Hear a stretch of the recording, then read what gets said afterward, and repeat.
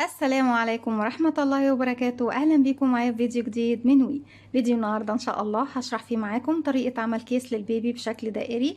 أتمنى يا رب يكون سهل وبسيط عليكم وكمان ينول أعجابكم. ما تنسوش فضل الله ليس أمرا إذا عجبكم الفيديو تدعموني بلايك وشير وسبسكرايب. كيس البيبي ان شاء الله هنشرحه مع بعض النهارده. بيبتدي كأنك بتبتدي طريقة عمل طاقية، لكن ليه مقاسات معينة وهنقولها مع بعض دلوقتي وان شاء الله في فيديو تاني. وعارفة انه مطلوب مني الفيديو التاني ده جدا، وان شاء الله هنفذه بإذن الله بعد دوت على طول. ان احنا هنشغل مع بعض كيس للبيبي بشكل مستطيل اللي هو بيكون فيه الايس كاب او الطاقية لكيس البيبي من فوق، وبيتفتح بأزرار من على الجانبين. هنشتغل مع بعض النهارده بخيط صوف متوسط السمك مع ابره رقم 3.5 ملم. هو بالنسبه طبعا لنوع الابره دي بتكون 3.75، اما بالنسبه للابر الالومنيوم العاديه بتكون 3.5 ملم. بسم الله الرحمن الرحيم. في البدايه ببتدي اكون دائره سحريه، بسيب مسافه من الخيط وبجيب الخيط عندي على 2 من الاصابع، ابتدي الفه وارجع للخلف واجي تاني للامام، بجيب الخيط عكس بعض وارجع تاني للخلف والف ايدي الناحيه التانيه. هنا بيتكون عندي حلقتين، بدخل تحت الحلقة الأولى وأسحب من تحتها الحلقة التانية وألف إيدي ألف إيدي الناحية التانية. بعد كده واحدة واحدة خرج الخيط من على ايديا واتأكد ان طرفين الخيط داخلين داخل الدائرة السحرية. طرف خيط البداية بحافظ عليه عشان خاطر يقفل الدائرة السحرية في النهاية، اما طرف الخيط المتصل بالبكرة او الشلة ببتدي ارفعه على ايدي عشان اعرف اشتغل. مش هتقدري تشتغلي داخل الدائرة السحرية قبل ما تقفليها. هقفلها ازاي؟ بيكون عندي على الابرة حلقة بلف خيط واخرج منها. بسم الله الرحمن الرحيم. بالشكل ده انا ارتفعت السلسله اللي انا قفلت بيها دي هي بعتبرها جزء من ارتفاع الغرزه الاولى، او هي بتكون ارتفاعي للغرزه الاولى لو بشتغل بغرزه حشو. طيب انا دلوقتي هعتبر دي سلسله وهرتفع كمان بعديها كمان سلسله، وهعتبر الاتنين مجرد ارتفاع لاني مش محتاجه ان انا اعتبرهم هي الغرزه الاولى عندي. وده ليه بعمله؟ لاني محتاجه ان انا ابتدي اشتغل عدد اسطر طويله، بحيث ان انا مش عايزه المكان عندي الاول يكون فيه فراغات او يبان المكان ان هو مكان البدايه او النهايه، عايزه يكون شكله حلو. بالتالي فبخلي الغرزتين دول مجرد ارتفاع معايا فقط لا غير. وداخل بقى الدائره السحريه بدخل واشتغل 12 غرزه عمود بلفه. ازاي بشتغل العمود بلفه؟ بيكون عندي على الابره حلقه، بلف لفه واحده اصبح معايا حلقتين، بدخل فراغي اسحب الخيط واخرج معايا على الابره 3 حلقات، هلف الخيط واخرج من حلقتين، 1 2، هيتبقى معانا 2، هلف الخيط واخرج منه. ودايما في كل السطور اللي هنرتفعها مع بعض برتفع سلسلتين وبس، بعتبرهم مجرد ارتفاع فقط لغير مش من العدد. 2 3. وقبل ما نشتغل عاوزه اقول لكم المقاسات الخاصه بكيس البيبي.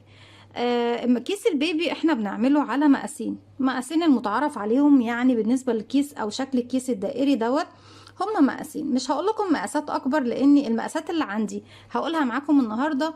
المقاس الاول اللي هو بيكون من عمر يوم ل3 شهور، والمقاس التاني من عمر 3 شهور ل6 شهور.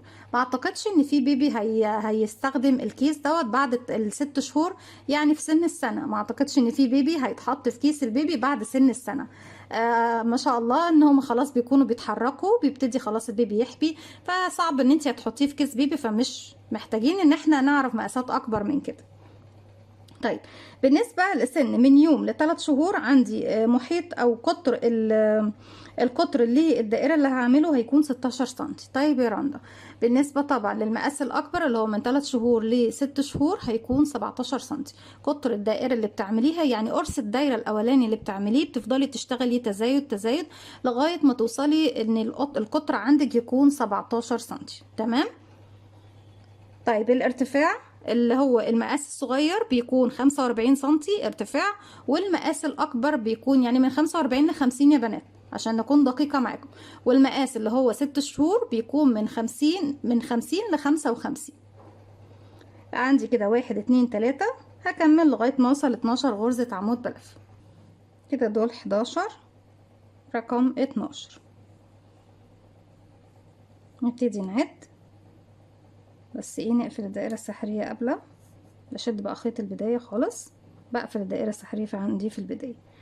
هسيب طبعا السلسلتين انا ماليش علاقة بيهم، ابتدي اعد بسم الله 1 2 3 4 5 6 7 8 9 10 11 12.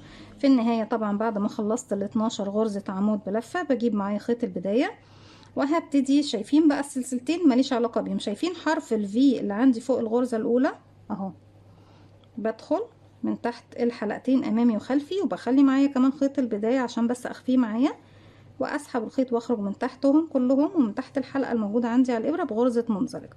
السلسلتين اللي انا ارتفعتهم في البداية دايما في البداية والنهاية مش هيخلوا شكل ايه السطر باين عندك نهاية وبداية السطر. وفي بنات كتير بيكلموني وبيشتكوا من ان هم بيشتغلوا عدد الغرز مظبوط، وفجأة بيبصوا يلاقوا ان مكان بداية او نهاية السطر بتديهم شكل معوج او اعوجاج في الشكل، ما بيكونش حلو ولطيف، وهم عاوزين يتخلصوا من الطريقة دي انك تشتغلي سلسلتين وبتعتبريهم بس مجرد ارتفاع، وفي نفس الفراغ بنبتدي نشتغل تاني. طيب السطر التاني بالنسبة طبعا لطريقة التزايد في الدائرة او قرص الدائرة، هرتفع سلسلتين 1 2، وزي ما قلنا مع بعض دايما السلسلتين دول هيكونوا معايا في بداية كل سطر بس مجرد ارتفاع. هدخل اشتغل فوق كل غرزة من ال 12 دول انكريز، يعني التزايد، يعني بشتغل فوق كل فراغ مرتين. بما اني هشتغل فوق كل فراغ يعني بما فيهم الفراغ الاول بدخل اشتغل فيه مرتين، والسلسلتين ما بعتبرهمش اي حاجة. هدخل في الفراغ الاول اشغل كده 1، كمان مرة في نفس الفراغ الاول 2، هو اللي قفلت فيه بمنزلقة عشان تكونوا ايه عارفين المكان. ارجع الغرزة اللي بعدها انكريس على السطر كله، يعني كل غرزة بشتغل فوقيها مرتين، 1 2، رقم 3 1 2. طيب احنا ابتدينا ب12 غرزة عمود بلف، لما هعمل تزايد على كل الغرز بقى معايا 24.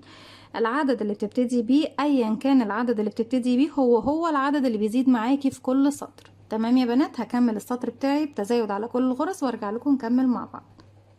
اخر غرزة دي رقم 12، وبصوا معايا كمان خيط البداية دايما مع حرف الفي، 1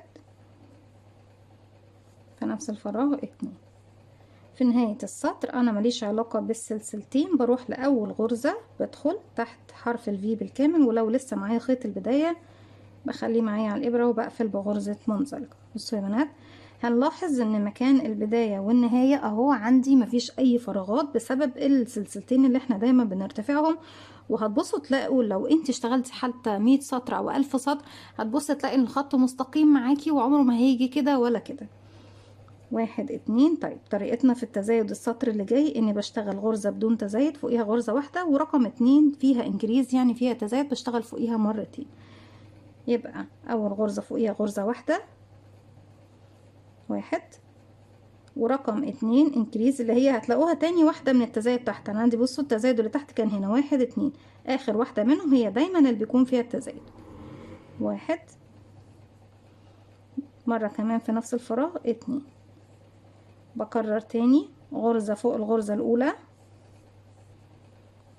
والغرزة التانية بشتغل فيها انكريز يعني تزايد 1، يعني بشتغل فوقيها مرتين، وبكرر دوت لغاية نهاية السطر. في نهاية السطر احنا ده طبعا تالت سطر بالنسبة لي، 3 في 12 ب36 غرزة عمود بلف. في اخر غرزتين عمود، والغرزة الاخيرة فيها تزايد يعني فيها غرزتين 1 2. طالما بعمل تزايد في دائرة بطريقة طبعا التزايد في الدائرة لازم طالما السطر اللي بعمل فيه تزايد يكون عندي اخر غرزة فيها 2 عدد زوجي من الغرز. لو بصيتي لقيتي ان انت اخر غرزة اشتغلت فيه غرزة واحدة يبقى العدد معاكي مش مظبوط، وترجعي تراجعي العدد بتاعك تاني. فوق اول غرزة اشتغلتها بقفل بغرزة منزلق، لسه طبعا مستمرة بعمل تزايد. طب انا بعرف ان انا امتى اوقف التزايد دوت؟ لما القرص دوت او الدائرة دي توصل معايا على حسب طبعا المقاس اللي احنا ايه حددناه في بداية الشغل. لو انا عاوزة مقاس من يوم ل3 شهور بعايزة القرص ده 16 سنتي، ولو عاوزاه من 3 ل6 هيكون 17 سنتي. هي الحكاية فرق سنتي واحد يا بنات، يعني انت ممكن تعملي الكيس ايا كان بقى هيطلع معاكي القرص ايه على حسب طبعا حجم الابرة وسمك الخيط. ممكن يطلع معاكي 16 وممكن يطلع معاكي 17، لان احنا مش ضامنين طبعا ان هو يطلع بالظبط 16 او 17. تمام، فايهما اقرب ليكي اشتغلي على الاساس ده. طيب هيفرق في ايه؟ طب يا رندا المقاس هيفرق معايا في طول الكيس. بسم الله الرحمن الرحيم، مش عارفه انت مالك جرالك ايه. ابتدي اقيس. طيب لما باجي اقيس بقيس ازاي؟ عايزه اقيس الطول ايا كان، يعني هي هتبصوا تلاقوا ان الدائره كلها عندي مقاس واحد، من هنا او من هنا واحد، كده او كده واحد. لازم المقاس بتاعي يمر من سنتر الدائره، من منتصف الدائره هنا. باجي من عند القطعه البيضاء دي، ما بقيس من عند الزيرو بالظبط، لا، من القطعه البيضاء الاول. هنا انا عندي كام؟ 7 سنتي. انا لسه محتاجه ان انا اشتغل تاني. تمام. طيب كل سطر بشتغله بيكون عندي السطر عباره عن سطر سنتي في الجانب اليمين وسنتي في الجانب اليسار. تمام. اذا بيزيد معايا في كل سطر 2 سنتي. هنا 7.5 بالظبط. يعني كل مجموعة هشتغلها، كل سطر هشتغله هيزيد معايا 2 سنتي. ليه يا رندا 2 سنتي؟ طالما انا بقيس والقطعة عندي مسطحة كده، فانا عندي هنا اهو واحد سطر وهنا سطر. هو صحيح كل سطر واحد، بس انا عندي هنا من هنا بعد ومن هنا بعد ارتفاع. لو انا قفلتها على بعضها كده هبتدي اعد سطر واحد بس. تمام اهو. كده عندي ده سطر واحد، لكن كده انا عندي هنا وعندي هنا. خلاص يا بنات. طيب السطر اللي فات كنت بشتغل التزايد في الغرزة رقم 2. طالما لسه بعمل تزايد هبعد غرزة عن الغرزة اللي انا كنت بشتغل فيها. يعني ايه؟ هرتفع سلسلتين وابتدي اشتغل عمود عمود عمودين. يعني في رقم 3 التزايد بتاعي واحد، رقم 2 كمان واحد، ورقم 3 انكريز هتلاقوا فيها تزايد، يعني بشتغل فيها مرتين. يعني ايه؟ يعني هتلاقوها الغرزة رقم 2 من التزايد اللي تحت. اخر غرزة في التزايد اللي تحت بتكون هي دايما اللي فيها التزايد اللي فوق. واحد، كمان مرة في نفس الفراغ 2. برجع اكرر عمود عمود عمودين. اول غرزة فيها عمود واحد بس، تاني غرزة فيها عمود واحد بس، تاني غرزة تالت غرزة عفوا بيكون فيها 2 عمود، يعني انكريز. واحد، 2 في نفس الفراغ، وبكرر دوت لغاية ما بوصل لنهاية السطر. في نهاية السطر هيكون معايا 48 غرزة عمود. كده بعد ما خلص معايا السطر رقم 4، كده 1 2 3 4، ابتدي اقيس تاني. خلاص بقى في كل سطر ببتدي اشتغله، ببتدي اقيس. انا عندي هنا 10.5 زي ما احنا شايفين بالشكل، او 10 بالظبط اهو، 10 سنتي. لسه محتاجة كمان 6 سنتي او 7 سنتي على حسب بقى الشغل ما يجي معايا. لسه مستمرة بعمل تزايد. وزي ما قلت لكم انت بتشتغلي القرص دوت، سواء اشتغلتيه بقى بغرزة العمود، بالنصف عمود، غرزة حشو، اي غرزة انت حباها وحابة تعملي الكيس البيبي. لازم القرص الاولاني او الدايرة الاولانية دي تكون معاكي 16 او 17 سنتي. تمام.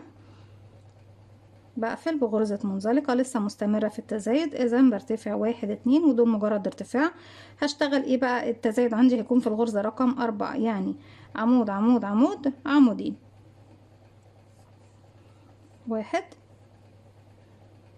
واحد، رقم 2 كمان فوقيها واحد، رقم 3 كمان فوقيها واحد، رقم 4 فيها انكريز يعني تزايد، انا بشغل فوقيها مرتين. واحد، كمان مرة 2.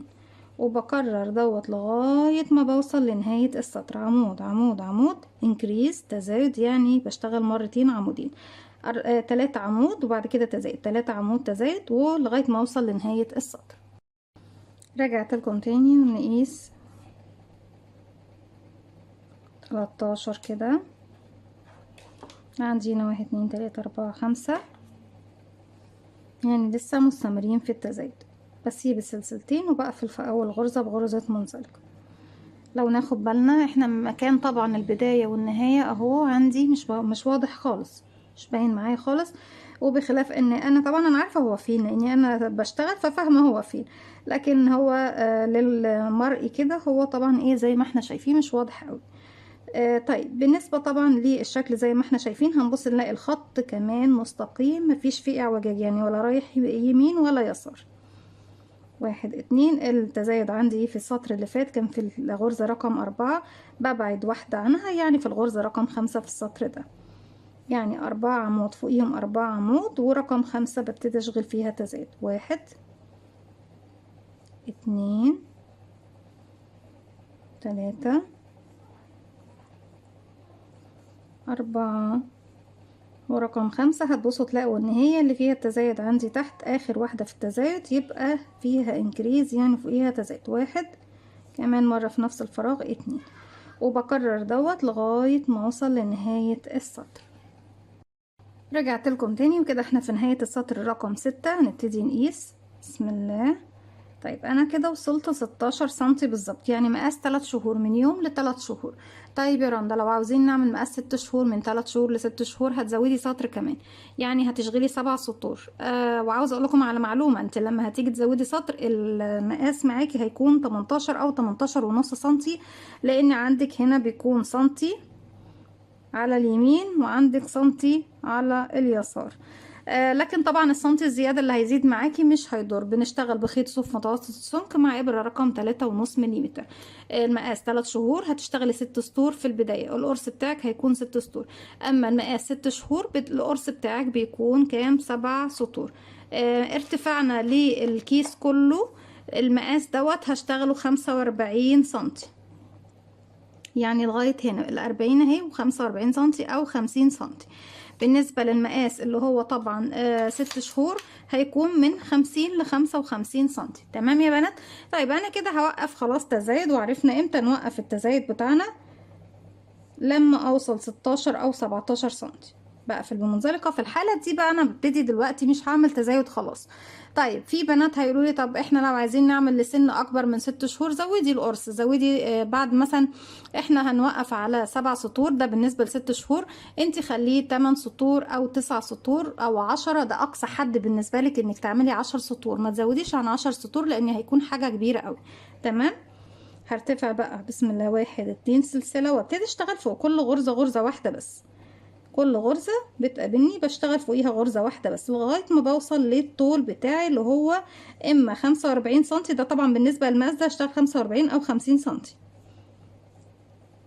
والمقاس الاكبر 55 سنتي، من 50 ل55. خلاص كل السطور بتاعتي بشتغل بنفس الطريقة. طيب يا رندا لو حابين نشتغل طاقية بنفس الشكل، يعني الكيس ده مثلا احنا بنعتبر ان هو شكل البيضة عشان انا استخدمت اللون الابيض، وممكن نعمل طاقية على شكل رأس الكتكوت. هعملها معاكم في فيديو تاني عشان تكون فكرتها مستقلة لوحدها. لكن بالنسبة للبنات اللي عايزين يشتغلوها، لو هتشتغلوها بنفس الطريقة بتشتغلي، انا شرحت معاكم مقاس البيبي طبعا من اكتر من مرة في، ولسه نازل من فترة قريبة جدا طاقية البيبي اللي هي كانت بألوان مختلفة. هتاخدوا المقاسات وتشتغلوها بنفس طريقة الكيس بتاعنا ده. تقريبا بنشتغل 1 2 3، يعني هتشتغلي من 3 ل4 سطور بالنسبة للقرص اللي احنا اشتغلناه ده. وبعد كده تبتدي تعملي بدون تزايد، تشغلي بدون تزايد. هنشتغل السطر الاول التاني التالت الرابع، وبعد الرابع خلاص مش بعمل تزايد وابتدي اعمل طول الطاقية. طيب بالنسبة للقرص عندي هنا خلاص بقى انا بشتغل غرزة فوق كل غرزة لغاية ما بوصل لنهاية السطر، وفي نهاية السطر بقفل بمنزلقة في اول غرزة وارجع ارتفع سلسلتين واشتغل غرزة فوق كل غرزة. الكيس كده انا هبتدي اكمله مع نفسي، لكن انا مجهزة لكم واحد. بصوا هنا يا بنات عندي مكان البداية، هتبصوا تلاقوا ان هو مفيش حاجة فيه ايه واضحة، ده اولا. ثانيا هتبصوا تلاقوا الخط جاي في خط مستقيم. طيب اقيس ازاي؟ طريقة القياس للكيس نفسه. خلاص بقى ببتدي اقسم الكيس كده القطعتين على بعض، ولما باجي اقيس خلاص انا مش بقيس بقى بالعرض كده، لا هبتدي اقيس بالطول اهو. لازم امر بردك من المنتصف هنا وابتدي اقيس. تمام. انا عندي هنا كده دول 10 سنتي، 9 سنتي. بفضل اشتغل بالطريقه اللي قلت لكم عليها، عمود فوق كل عمود لغايه ما بوصل لارتفاع الكيس كله. وده عندي كيس اهو بالكامل اشتغلته من لونين، يعني تقدري تشكلي الالوان زي ما انت حابه. وبعد كده ممكن نزينه بفيونكة، نزينه لو انت هتشتغليه الولد ممكن تشغليه باللون الرمادي او باللون الاسود على الابيض وتعملي بوبيون كده اسود، هيكون عامله زي بدله الفرح طبعا. وممكن تشتغلي لي البنوته باللون الابيض او باللون بالالوان طبعا اللي انتوا حابينها. نقدر نشتغل بالاصفر بالاورنج، اي الوان احنا حابينها. ببتدي اشتغل الكيس زي ما احنا شايفين اهو، من تحت بيكون ده شكله، فوق اهو زي ما احنا شايفين، لغايه ما بوصل للنهايه بعمل الاطار الاخير. طيب الاطار الاخير بنعمله ازاي؟ هنشوف دلوقتي حالا مع بعض.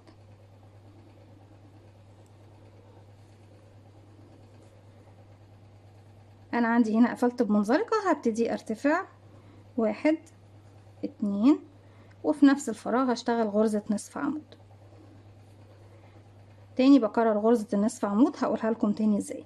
في الغرزة اللي بعدها كمان غرزة نصف عمود. ازاي بشتغلها؟ بيكون عندي على الابرة حلقة، بلف الخيط لفة واحدة بقى معايا حلقتين، بدخل فراغي هسحب الخيط وهخرج معايا على الابرة 3 حلقات، هلف الخيط واخرج منهم هما التلاتة. كده اشتغلت 1 2، واللي جاية كمان نصف عمود 3. بعد كده هشتغل 3 عمود بلفة في الغرزة اللي هسيب بقى واحدة واروح اشتغل في اللي وراها 3 غرزة عمود بلفة، او في نفس الغرزة اللي بعدها 3 غرزة عمود بلفة. هلف الخيط، هدخل فراغي، اسحب الخيط واخرج 3 حلقات، هلف الخيط واخرج من 2، يبقى 2 هلف الخيط واخرج من كده 1 2 3. ارجع اشتغل 3 نصف عمود فوق ال3 فراغات جايين، 1 2، واكمل. وممكن نستبدل النصف عمود بغرز حشو. الغرزة اللي جاية ممكن اسيب دي واشتغل في اللي وراها، او اشتغل فيها على طول كده 1 2 3. وطالما سبت واحدة قبليها هسيب واحدة بعدها واروح اشتغل 3 نصف عمود، 1 2 3. فايهما تفضلين انك تشتغل بالطريقة دي او بالطريقة دي مفيش مشكلة، بس طالما احنا شغالين على الطريقة الاولى فهنعمل ايه؟ عفوا بس الكاميرا فصلت مني. زي ما بقولت معاكم اني طالما شغالين على الطريقة دي خلاص هنشتغل بنفس الطريقة، اني مش هسيب فراغ هنا او هنا، وببتدي اشتغل في الفراغ اللي بعده 3 عمود في نفس الفراغ، 1 2 3. نصف عمود نصف عمود نصف عمود، او بتبدليهم بغرزة حشو. تمام، بس احنا طبعا زي ما قلت لكم شغالين على طريقة خلاص هنثبت عليها. نصف عمود نصف عمود نصف عمود 3 عمود بلفة. دي كده طريقة لإنهاء الشكل النهائي لشغلي. طيب لو حابين إطار جديد، بس ايه هنمشي بس ال3 نصف عمود وبعد كده اوريكم شكل جديد. 3، وبيكون طبعا ده الشكل النهائي للكيس من فوق. وحتى كمان الايس كاب او الطاقية بيكون فيها الشكل طبعا اللي هو بيكون فوق رأس الكتكوت بيكون بالاطار ده بنات زي ما احنا شايفينه. في الفيديو اللي جاي ان شاء الله هنشرح زي ما قلنا مع بعض الطاقية، لكن هوريكم شكل جديد لو حابين ان انتوا ايه تشتغلوا. نستبعد حتى كمان هشتغله لكم بلون تاني مختلف عشان ما تفتكروش ان هو من نفس ايه الشغل بتاعنا، وليكن اللون الازرق ده. تعالوا نشوف. لو انا هقفل عقدة بداية هبتدي اشتغل، لو حابين تعملوا الاطار الاخير بالشكل التاني هبتدي ادخل اشتغل غرزة حشو في اول غرزة، وبعد كده في نفس الغرزة اشتغل 3 عمود بلفة كده 1 2 3. هسيب من تحت 1 2 واروح لرقم 3 اشغل غرزة حشو، ارجع الف الخيط على الابرة واشتغل 3 عمود، ما برتفعش حاجة، 1 2 3. هسيب 1 2 واشغل غرزة حشو. تمام يا بنات، وبكرر بقى بنفس الطريقة او بطريقة تانية ان بعد ما بشغل حشو برتفع 1 2 سلسلة وهشتغل ال3 عمود بتوعي، 1 2 3. بسيب 2 وبشتغل غرزة حشو. الفرق بين هنا وهنا ان هنا هتلاقوا ان الشكل معايا مديني شكل الفستونات بس مش عالي، لكن هنا هيكون عالي ومديني الزاوية دي يا بنات زي ما احنا شايفين. هي الشكل ده بيكون احسن وافضل، لكن انا شرحت معاكم هنا شكل وهنا شكل. والشكل الاساسي طبعا للكيس البيبي النهارده معانا هو بيكون الشكل دوت. ايهما افضل او اسهل بالنسبه لك تقدري تشتغلي بيه، واي اطار طبعا انت حابه تشتغلي بيه تعرفيه مفيش اي مشكله انك تكملي وتشتغلي بيه. ده كانت فكره او دي كانت فكره الفيديو بتاعي النهارده، كيس البيبي الدائري او المستدير. اتمنى تكون سهله وبسيطه وكمان تنول اعجابكم. ما تنسوش فضلا ليس امرا اذا عجبكم الفيديو تدعموني بلايك وشير وسبسكرايب، واستنوني في فيديو جديد من وان شاء الله هشرح معاكم الطاقية في فيديو تاني جاي. وهنشرح كمان كيس البيبي المربع اللي بيكون طبعا فيه او منه فيه بيكون معاه الطاقية بتاعته. واستنوني في فيديو جديد من وما تنسوش كمان تفعلوا زرار الجرس عشان يوصلكم مني كل جديد. السلام عليكم ورحمة الله وبركاته.